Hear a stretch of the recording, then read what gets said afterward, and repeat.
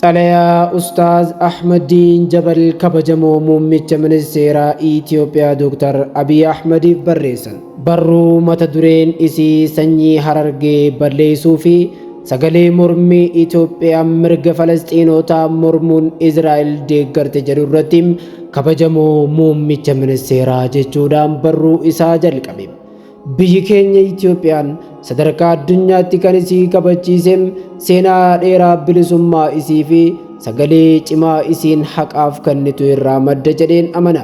Garuu yeroo dhiyoo kana yookiin torban darbe kana keessa waltajjii United Nations Human Rights Council yookiin UNHRC 61ffaa magaalaa Jenevaa keessatti gaggeeffame irratti murtiin ijaarsa qubsuma seeraan alaa Izraa'elii fi miidhaa mirga namummaa lafa Falasxiin irratti raawwatamu balaaleffachuudhaan dhiyaatee ture. Murtii kana irratti biyyoonni 34 haqaa fi seera idil addunyaa deeggaruudhaan sagalee kennan. Garuu mootummaan Itoophiyaadhaan no jechuudhaan sagalee mormii kennee jira.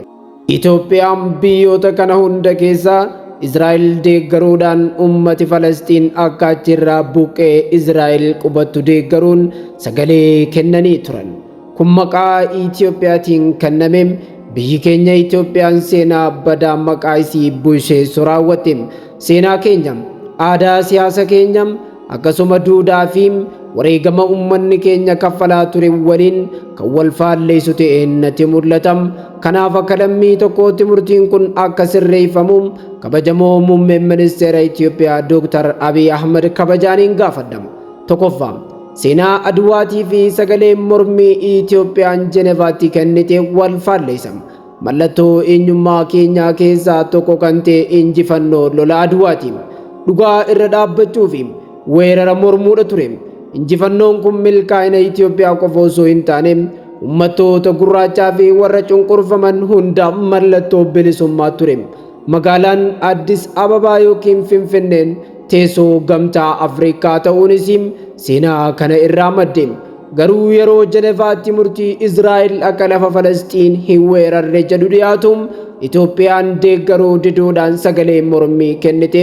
Seenaa gaarii Aduwaa waliin kan wal faalleessudha. Lammaffaa, seenaa liigii mootummootaa fi mormiin Itoophiyaa Jenevaatti kenname wal faalleessa.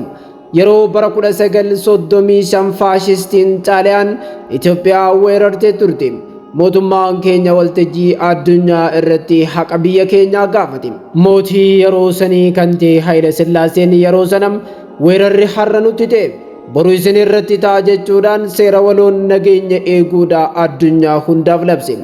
Garuu har'aan tanam murtii weerara Izraa'el deeggaruu fi qubsuma Falasxiin balaaleffachuudhaan mormuudhaan sagalee mormii Itoophiyaan kennite. Seenaa kanaan wal faalleessa. Biyya keenyallee maqaa balleessa. Sadaffaa, Harargee irraa hanga Gaazaatti seenaa wal fakkaataadha. Seenaa keessatti lafti Harargee biyya Yahuudotaa taasisuudhaaf warra itti yaadame keessaa tokko turte. Bara 1944tti gareen Harar Kaawunsil jedhamtu lafti bal'aan akka kennamuuf gaafatanii turan. Gareen kun lafti Harargee qilleensa bareedaa kan qabuu fi naannoo galaanaattis ni dhiyaata jechuun kaayyoon isaanii mootummaa of danda'e kan Yahudaa ijaaruudha ture. Murteen kun garee kanaan magaalaa Niiwoorkii keessatti erga karoorfamee booda biyya keenya Itoophiyaa dhufanii mootii yeroo sana bulchaa jiru dhufanii gaafatanii turan. Garuu mootummaan Itoophiyaa gaaffii sana guutummaan guutuu diduun ummata Harargee balaa hamaa kana jalaa baraare. Kun murtii seenaa guddaadha. Bara 1948 Izraa'el lafa Falasxiin irratti hundeeffamtee turte.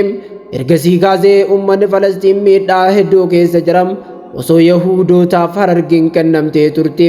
Rakkoon har'a Gaazaaf Weest Baankii keessatti mul'atu kun Itoophiyaa keessatti ta'uu danda'a ture. Harargeen silaa har'aan tanam rakkina hamaadhaaf kan saaxilamtu turte. Kanaaf murteen Itoophiyaa keessa deebi'amee ilaalamu jechuun Ustaaz Ahmadiin Jabal muummicha ministeera Itoophiyaa Dr. Abiy Ahmediif barreessan.